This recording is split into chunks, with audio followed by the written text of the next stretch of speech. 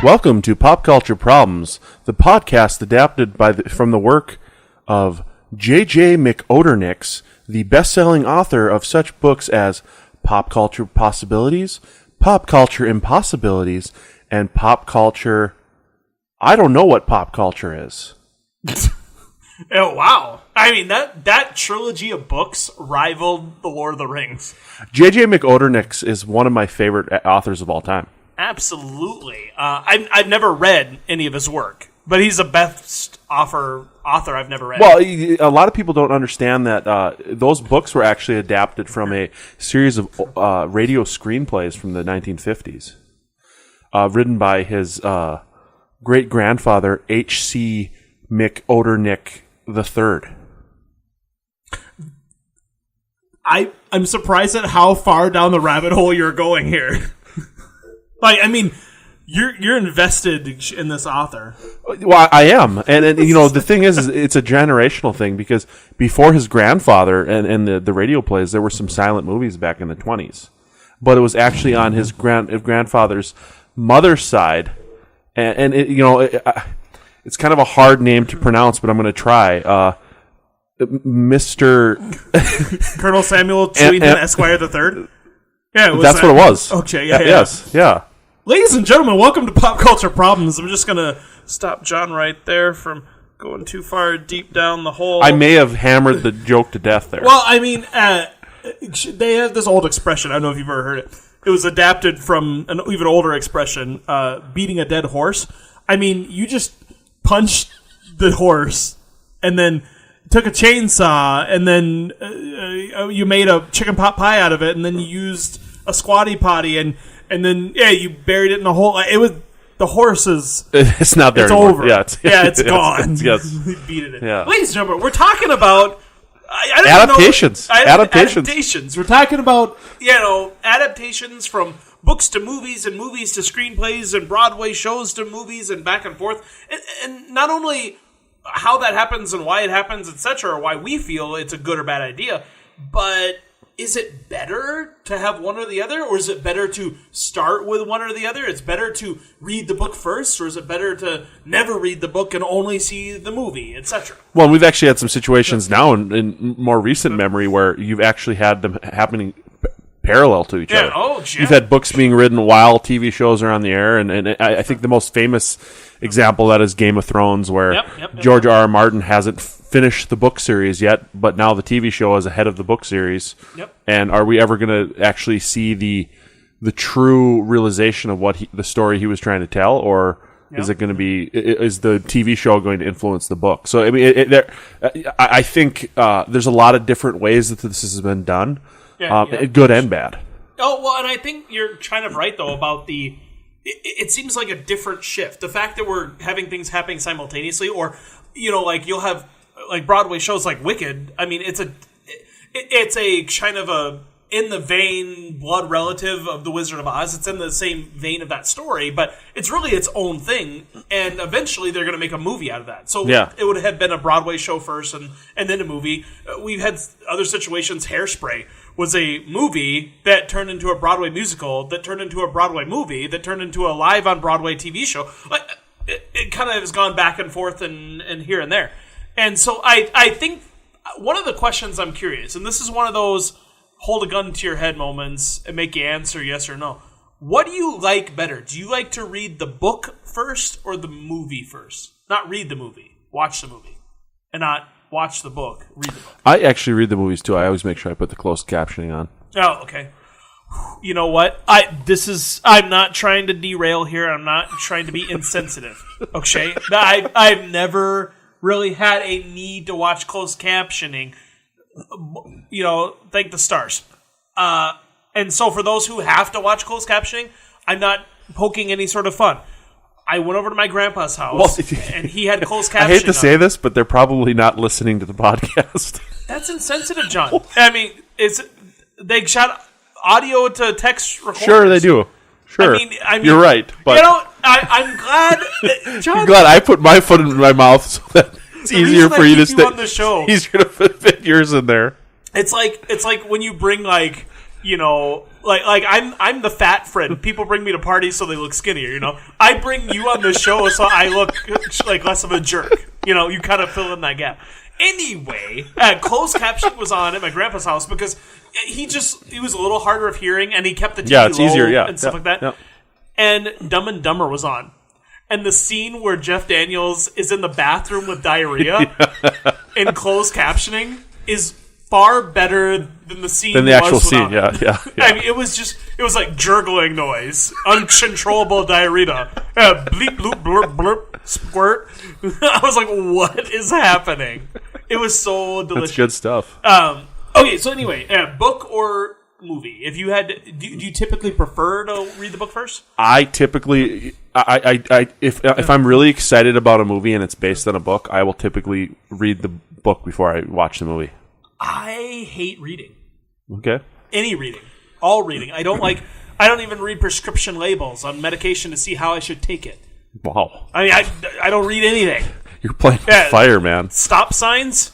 Be damned. I don't read you. Do you? Well, you don't have to read it because everybody knows what a red octagon means. I don't. I've never read one to know what it means. How'd you pass your driving test? I didn't read it. I just guessed. Took me 87 times, but statistical averages were in my favor because it should have took me 5,000. Yeah. I mean, 87th time. Good for you. Good. Way to accomplish that feat. So you hate reading. It bores me. How can you hate death. reading? And I love reading. It bores me to absolute death. I can read like an article or a couple. I can skim things like that. Like if I'm something I'm really interested in, but I just do not like to read. I don't like to read for pleasure. I don't like to read for any reason. And I get information in other ways from documentaries and this and that. But I don't. And if I have to read something, an article, or to research something, yeah, of course I read words. But I'm never like, I'm going to sit down and curl up and read this book. Never, ever. Oh, geez, yeah, because I love to read. Well, and here's... To me, like, and I think most people who would say, I wouldn't say I prefer books to movies, but there's definitely like nuances and things like that you get in the book that you don't get in the movie or the TV show or whatever adaptation you're talking about. But and I don't think that makes me any better or worse than you, but there is a worse. If we have to, I think that there's been a lot of examples. People always say the book's better than the movie. I have a hard time playing that card unless I'm like a really, really big fan of the book. And even then, I don't play that card because not everybody. Media. Yeah, and not everybody has the time to read a book. Well, and not everybody likes reading. They're completely different mediums. Yeah, so, if you look at, I know that my imagination is way better than yours, so reading books is easier for me. So I can understand that you've got that issue that you're faced with. Okay, well, a couple things. Number one, the reason I like to watch movies is it is an expedited experience. I only have so many years on this earth before I'm dead. And I'm a consumer. I want to consume everything. And so for me, to watch a movie... It is also known as being an American. Yeah, that's true. It is way easier... It is way quicker for me to watch Lord of the Rings or The Hobbit than to read the entire book series. And a lot of people say, well, this was missing or that was that. One, I don't know what was missing. So I'm ignorant to the fact it was missing. And then some people will be like, well... you can imagine, like, your imagination gets to create what this person or thing looked like, and the book, or the movie just did it for you. Well, I can watch a movie and be like, I really hated Ian McKellen playing Gandalf. I mean, that's sacrilege to say. I don't know why we'd ever say that, because he was great. Yeah. But if you're like, I hated the way, and they should have had... Oprah Winfrey play Gandalf. I don't know. More fitting for the character. Yeah, exactly. Yeah, I know what you're saying. I mean, if you feel that way, you shouldn't replace them in your mind or have a criticism. But you can consume things a little bit more quickly. The other thing for me is I find books, the ones I've read, they're not paced fast enough. What I've heard, I've watched Game of Thrones. What I've heard about Game of Thrones, the books, and I might be wrong, this is just what I've heard, is like in the show... There's the convenience of movie magic. if someone is going to travel from one end of the this land to the other, they travel. Versus in the book, it's like, well, and then they stopped and did this, and then they met this guy in this inn, and then they took this boat, and it's like everything takes so long. I know exactly what you're saying there, because but that has been one of like the big issues with the TV show Game of Thrones, is that maybe things happen a little too fast, whereas in like the book you're able to. They're going to be in their 8th season, and winter hasn't come yet. It is still moving. Well, slow. weather and like the seasons happen differently in Westeros. So, I mean, that's really not that big of an issue. But if you read the books, you'd know that. I'm just saying, the show is already slow paced enough for me. Like the first season, they're like, winter is coming, and then like the second season, it's like winter is coming, and then eventually they just stopped using that because people were getting pissed off because they're like, where is this winter?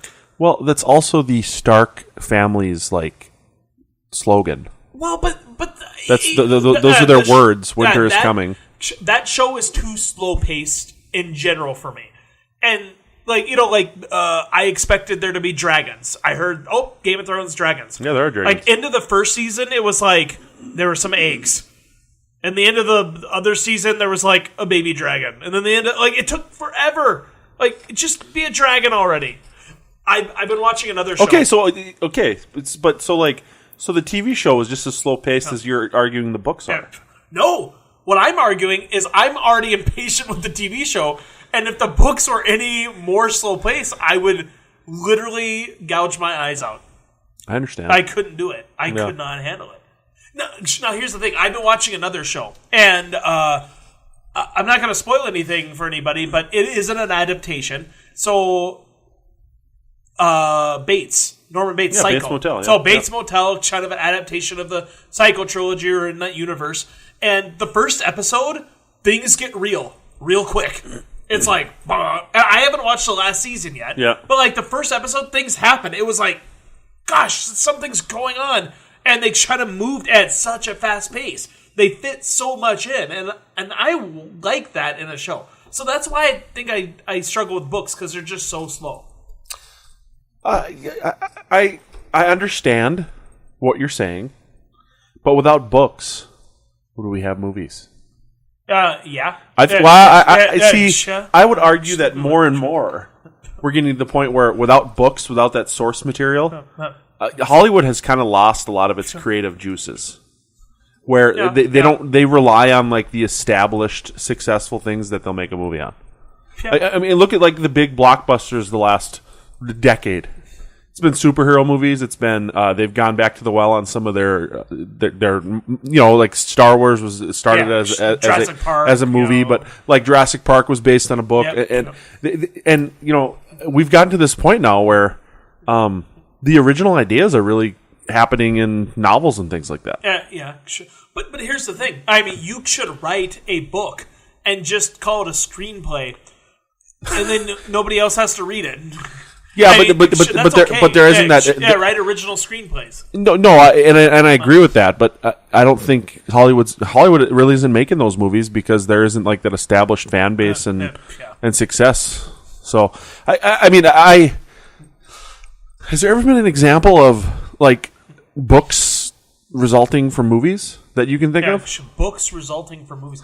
Usually the books that come from a movie are going to be like a verbatim look at the movie, or they'll have a picture. Well, to me, like the first thing that comes to mind is like the Star Wars expanded universe. Like they had a lot of books that came out after Return of the Jedi, maybe before Return of the Jedi, but after that, they kind of told a lot of stories that followed up after Return of the Jedi.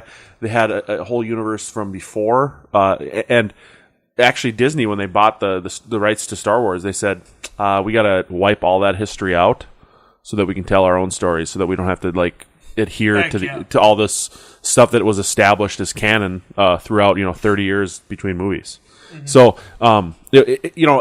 that is probably the best example I can think of. It's probably one of the only examples I can think of that of movies spawning books. Yeah, I can't think of great examples because again, I don't look at books. So if they made a book out of a movie I loved, I wouldn't even know.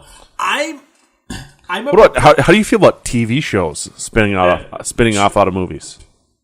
Off of movies? Yeah. Like, I guess like a Bates Motel Psycho kind of thing. I mean, I guess I can see... But I don't know a lot of movies that are based... Or TV shows that are based off of movies. I guess I don't maybe have watched a lot of them. I mean, do you have some that you... There was one that was at the tip of my tongue there right when I asked you that question, but now it escaped me. It was like the introduction to this episode. Yes, it was at the tip of your tongue. That we recorded like 5 times, Get it out. I like live theater. I love Broadway musicals. I love to go to shows that even if they're not musicals, and I think there's a certain thing about live elements that is just so intriguing and engaging. I have no problem sitting through a 2.5 hour play. If I sit through like a 3.5 hour movie, like I get antsy, like when the Titanic or these old movies came out in the past and they gave you the 2 VHS tapes because I couldn't fit it all in one. Yeah. You had to get up off the couch and put in the second one. Too long.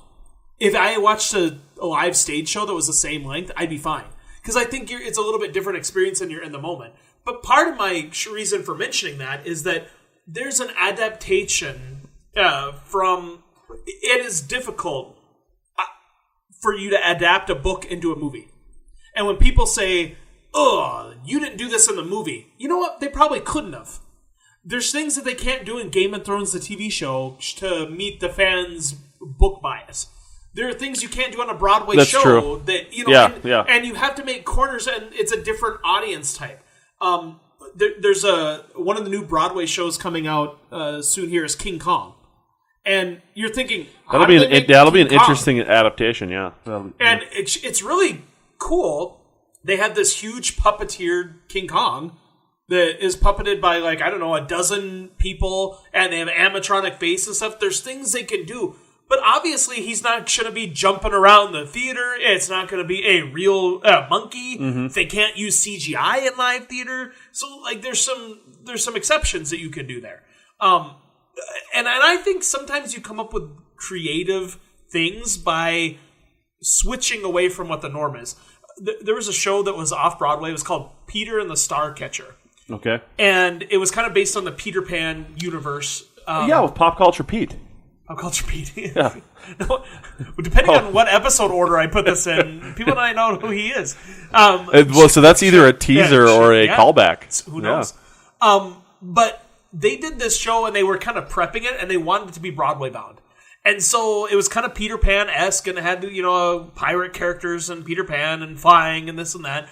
And they were just doing it workshoppy. And so, instead of a big ship battle like they had in the book, they just had 2 pirates sitting on the floor with toy ships banging them back and forth and stuff that. Yeah. And they did that because, it was just workshopping. They couldn't afford to build big-scale things. And so they did a little bit of a run off Broadway, and producers and, financiers, I guess you would say, they would come in and they wanted to purchase it, and they did. And it became a Broadway show. But they said, we will only finance a show if you keep it the way it is. We will not give you money to make the big ship battle because it is so perfect the way it is. It is so childlike. It is so funny. Yeah.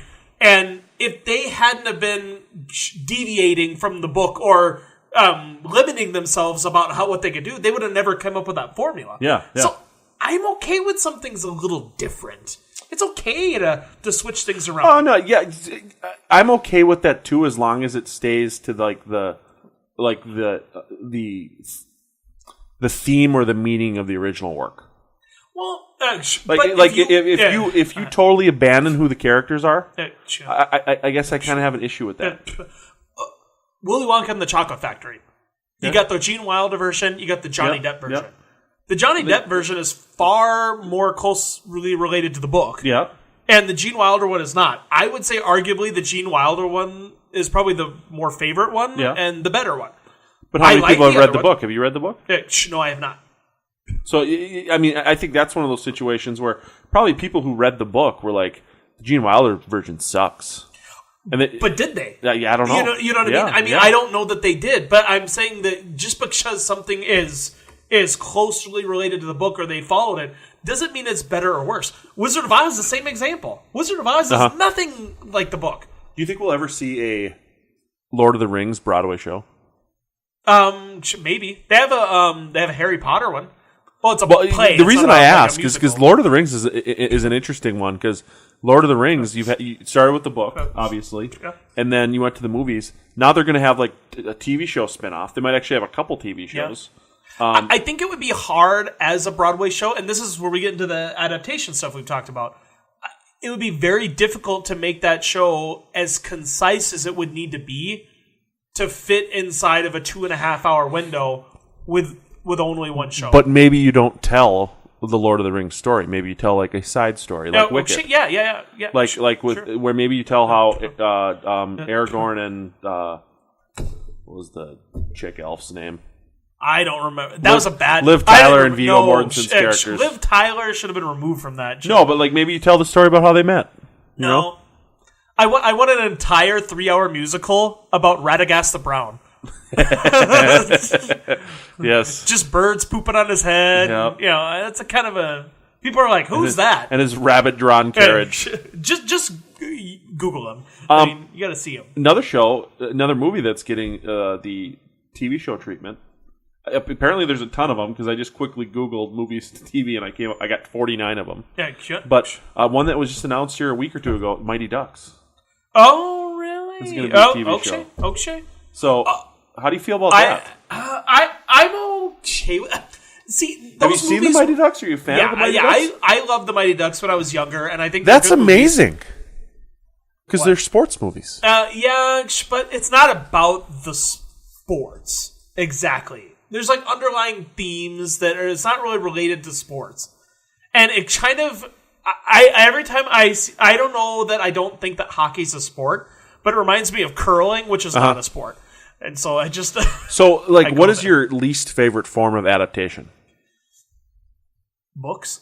Well, I don't like outside of books because you hate books. But, like, where do you think, like, the worst adaptations have come from? Like, whether it be, like, a play or... a book to a movie or a movie to a TV show or a book to a... I think live theater is the hardest to do successfully. Yeah, because, with a movie, right? You can do the prep work. You can spend $1 million. It's very difficult for a movie to lose that much money where the studio is going to be in trouble. You know what I mean? Like, even as bad as a movie could be, it's not going to be that bad. You know how I love The Wizard of Oz. That was one of their 1939. It was a prestige movie for them. They lost $1.5 million from it, and they didn't get their return for 20 years. They didn't make any money on that movie. Yeah. It was That's flop amazing, yeah. For the time as far as product goes. With a play, you work for 6 months. You have teams of people building sets and costumes and everything. If it closes... it is a significant loss because these shows have to run over and over and over again. And it's not about, with a movie, you've made it, and then there's future distribution and residuals and everything. With a play, you got the run of the show. That's it. Yeah. You've got those audiences. So I think it's very hard to make a show that is successful because if you don't like it, you don't like it. There's very few shows that run that long. Well, so, like, I guess what I was more talking about is, like, what is the type of adaptation that you've seen the most that you've been like, God, that was an abortion. They totally bastardized the source material. To me, animated series. Okay. They kill the source material time and time again. I guess I don't watch enough animated shows that are from source material. I don't want to forget this. I thought of a TV show that was adapted, or they wanted to. They didn't do it. They were going to adapt the TV show from the movie with the original cast until Alan Rickman passed away, Galaxy Quest. Yes. So that was literally that was a big one, yeah. Because I don't think there was a book or anything. No, for that, was it? It was like movie, TV show, same cast. And that would think about that. That would have been great. You have Tim Allen, Alan Rickman, not Sigourney Weaver. Yeah, Sigourney Weaver. Yeah, Sigourney Weaver. Yeah, I mean, great cast. Monk. Yes, yes. Tony Shalhoub. Yeah. The guy. And I love that movie. I love that movie. Yeah. Oh, yeah. It's a fabulous movie. Yes. But like that's one of those that I think when you have the original cast, it's something like this new Lord of the Rings. It would probably be good. But if you don't have Gandalf played by Ian McKellen, which I believe he said he wanted to, it's kind of I feel like tough to get into that. I feel like you almost have to like avoid that though. Yeah, maybe a cameo here or there, but it's very difficult. And that's something that like Agents of S.H.I.E.L.D. on ABC has really struggled with because it's set in the Marvel Cinematic Universe. And it's really a unique show because I think a lot of people when it first started were like, oh yeah, we're going to see Chris Hemsworth as Thor, we're going to see Chris Evans show up as Captain America. Well, that hasn't happened, so it has had some like rating struggles and stuff, but it's been actually a pretty good show in terms of like building that universe. That is the adaptation that I hate. That what you're describing, and I'm trying to think of a better example, but a show that is trying to capitalize upon another media with a totally separate story. Game of Thrones. They ordered like 3 separate pilots, and they said specifically, this will not have any of the characters from the main show. It will be in a different... Yes, yeah. I am like, why? Yeah. Why do it? I don't... I got invested in this story and these characters. But like... Why would you do that? As a book reader... There's a lot of cool, like, side stuff. There's a lot of, like, you could do, I think you could do an awesome show with the Brotherhood Without Banners. I think you could do an awesome show with some of, like, the lesser known houses and how because you haven't really seen the impact that, like, the war has had on those, like, lesser known houses and, like, the little people in Westeros. I mean, I think that could be kind of a cool show, but I do think it's going to be hard to pull off. I don't like it. I would love a show where it was like set thousands of years in the past in like old Valyria, where like you're so distant from the current show that like, but you're getting some like valuable background on like, because they always talk about Valyria, but we're never going to find out what Valyria was actually like. And see, I don't remember enough of it, but it reminds me of Prometheus and the Alien movies. Yeah. And I kind of remember not caring for Prometheus. I can't speak to it that much, but it felt like it was like it was just a totally disconnected... See, I think Prometheus, different. If you watch it on its own, like, and try to disconnect yourself from like, oh, okay, yeah, this is a prequel to Alien. Yeah, I actually really like the movie as a standalone movie. But if you're going in like, I want to know the origins of the aliens, I think you're going to be disappointed because I mean, the first time like a xenomorph really shows up is at the end, and it's not even really a xenomorph yet. Yeah. And that's where I kind of struggle. That's the media I don't like. I'm okay with you taking a side story like that and doing something else with it. Game of Thrones, best spin-off that they have already done. The Telltale gaming series, they did a Game of Thrones game, and it's the Iron Forest or something, and there's another family, and occasionally a character will be in there. They'll have a couple little cameos, but that works. But it's a totally separate thing. It's a video game or a comic book, based on Star Wars. Yeah, parallel to the actual story. I'm okay with that, but the exact same medium, I feel like it's too similar, and it's kind of ruining it. Something Marvel did that I just love is they have a Star Wars comic book that they launched a couple years ago, and it tells the story immediately following A New Hope, between A New Hope and Empire Strikes Back. Okay. So, like, there's a couple years between those two movies, and you get to see, like, how Luke and Han and what they were up to, and what Chewie was up to, and what Princess Leia was up to in that intermediate time between those two movies. And it fills in those gaps that were always there, and you always kind of wondered what was going on. And they're awesome. I mean, the stories are great, and you get to see how Luke kind of developed his Jedi powers and also found, like, these different pieces of like different Jedi relics that helped him in his training and things like that, because he was really kind of training on his own until he found out about Yoda. So I mean, he makes these leaps from the first to the second movie. You wonder how he did it because Ben Kenobi died, and you know that's something we don't see. Like Star Wars 2.5. You know, like you don't see like an intermediate. That would be kind of a cool. But the comic books, the comic books are awesome, and you know that was something that I think I kind of hammered the animated series earlier, but animated series when they're done well, Star Wars: The Clone Wars, the animated series, was a great animated series, and it filled in that gap between Attack of the Clones and Revenge of the Sith.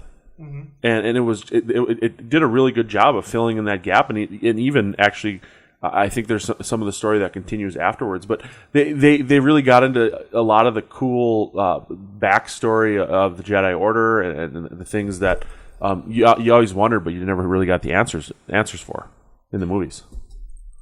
John, I appreciate your opinion, but I'm just going to end the show here and tell the listeners, if you want to really experience pop culture problems, listen to us. Well, but I think if you really want to get into the guts of pop culture problems, you really need to listen to the transcript. No, you really need to. You really need to read the work of J.J. McOdernix and his 3 books: Pop Culture Problems, Pop Culture Impossibilities, and Pop Culture.